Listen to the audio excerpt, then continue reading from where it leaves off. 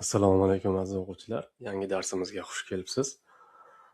Bugungi darsimizda oldingi boshlab qo'ygan darsimizni davom ettirib, eksternal emas, internal CSS degan mavzuni ko'rib o'tamiz. Yodlaringizda bo'lsa, oldingi mavzumizda inline CSS mavzusini ko'rgandik. Bugun esa o'sha CSS turlari bo'limini davom ettirib, internal CSS mavzusini ko'rib chiqamiz. Bugungi darsimiz o'ylaymanki qisqaroq bo'ladi. Tushunishga ham juda ham oddiy. CSS turlarini ko'rib o'tgandik oldingi mavzumizda. Ko'rmaganlarga oldin o'sha darsni ko'rib, keyin bu mavzu bilan davom ettirishni tavsiya qilamiz. Xo'sh, ko'p gapirmaymiz, amaliyotga o'tamiz. HTML CSS papkamizga o'tib olamiz. CSS papkamizga kiramiz va bugungi mavzu uchun yangi papka qo'yib olamiz har doimgidek. 10-dars. Dars kerak emas ekan. 10-internal CSS deb qo'yamiz. Xo'sh, ikkita chiziqcha bo'lib qolibdi, to'g'rilab qo'yay. Internal CSS, oldingi mavzumiz inline CSS edi. Xo'sh, bugungi mavzumizga atab yangi HTML faylini qo'yib olamiz. Har doimgidek index.html oxirini o'chirib tashlaymiz. Xo'sh, va buni editorimizda Notepad++ da ochib olamiz.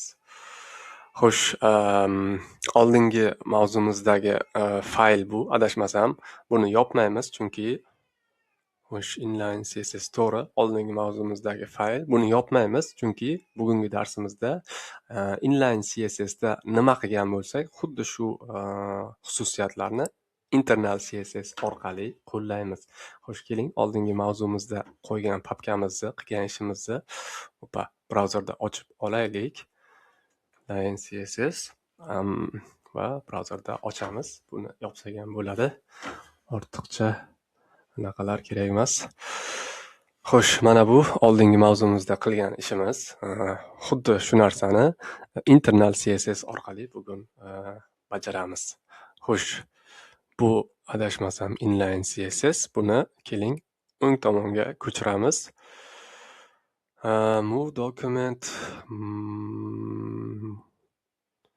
Xo'sh, qanaqa qilib ko'chirardi buni? Move to end, move to other view. To end qilaylik qani? Yo'q. Bu ko'chirmada.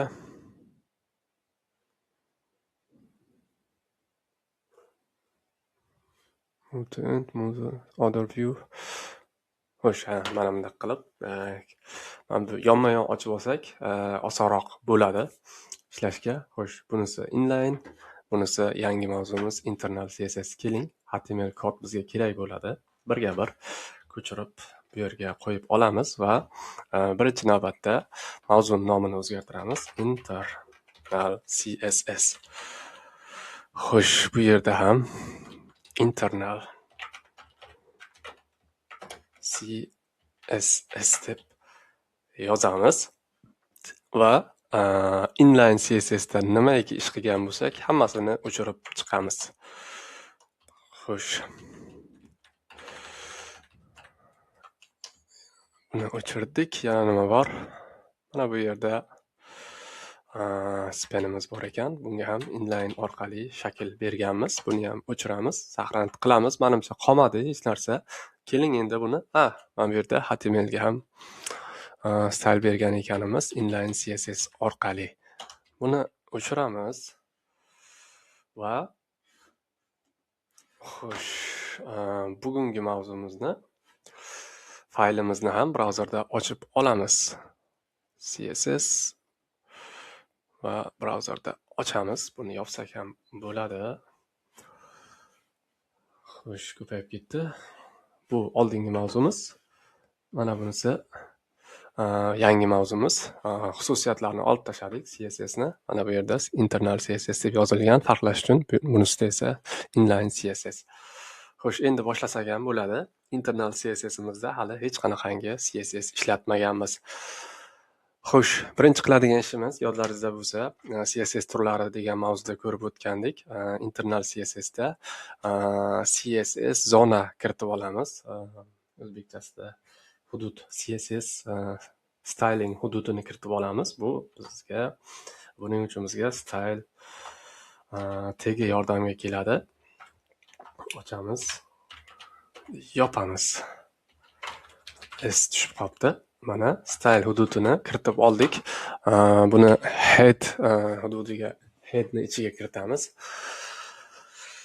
Head nimaligi, HTML nimaligi, body nimaligini yana bir marta takrorlab o'tirmayman. Juda ko'p takrorlaganmiz oldingi mavzularimizda. Kim darsimizni to'liq kuzatgan bo'lsa, hammasini o'zlari tushunishadi. Xo'sh, CSS hududini kiritib oldik. Endi esa shakl berishni boshlaymiz. Birinchi qilgan ishimiz HTML ga background color green bergan ekanmiz. Xo'sh, bu yerda inline'da osonligi to'g'ridan-to'g'ri elementni o'ziga yozsak, brauzer tushunadi, qaysi CSS xususiyati qaysi elementga tegishli ekanligini. Internal CSSda esa bu narsa muammo, chunki brauzerga qaysidir bir yo'l bilan ma'lumot berishimiz kerak. Mana bu background color, mana bu HTML, mana bu elementga tegishli deb. Buning uchun bizga ingliz tilida selektorlar deyiladi, o'zbekchasida esa tanlovchilar deb tarjima qilsak bo'ladi. Tanlovchilar yordamga keladi. Bu o'sha HTML dokumentimizdagi umumiy mana shu hammasini HTML dokument deb olsak, qaysi elementni tanlab unga shakl bermoqchiligimizni brauzerga ko'rsatish deb tushunsak bo'ladi. Xo'sh, bu qanday yoziladi? Agar faqat elementni nomi bilan ko'rsatmoqchi bo'lsak, elementni nomi shunchaki yoziladi va mana bunaqangi qovus ochiladi va yopiladi va mana bu yerda o'sha tanlagan elementimizga xos xususiyatlar, bermoqchi bo'lgan xususiyatlarimiz kiritiladi. Bu yerda background color green. Background color green. Xususiyat kiritib bo'lingandan keyin bu semikolon bilan yopiladi. Bu ham xuddi inline CSS ga o'xshab xususiyat nomi va uning qiymati shaklda beriladi va har bitta shu kombinatsiyadan so'ng semikolon bilan tugatiladi. Xo'sh, tanlovchilar haqida alohida mavzuimiz bor, chunki bu ham katta mavzu. Chunki HTML elementlarni tanlab olganda ularni faqatgina element nomi bilan emas, boshqa xil shakllarda ham, boshqa xil yo'llar bilan ham tanlab ko'rsatish mumkin. Buni alohida mavzuda ko'rib o'tamiz. Bugungi mavzuda faqatgina shu eng oddiysi HTML elementning nomi bilan tanlab olishni ko'rib o'tamiz. Xo'sh, mana HTML ga background color green deb berdik. Buni saqlanib qilishni unutmang. Keling endi brauzerda ko'ramiz. Mana ko'rib turganlaringizdek, internal CSS orqali background colorimizni, HTMLning orqa rangini o'zgartirib oldik. Xuddi shu yo'sinda keyingi mana elementlarimizda ham shakl beramiz. Xo'sh, keyingisi bodyni tanlaymiz.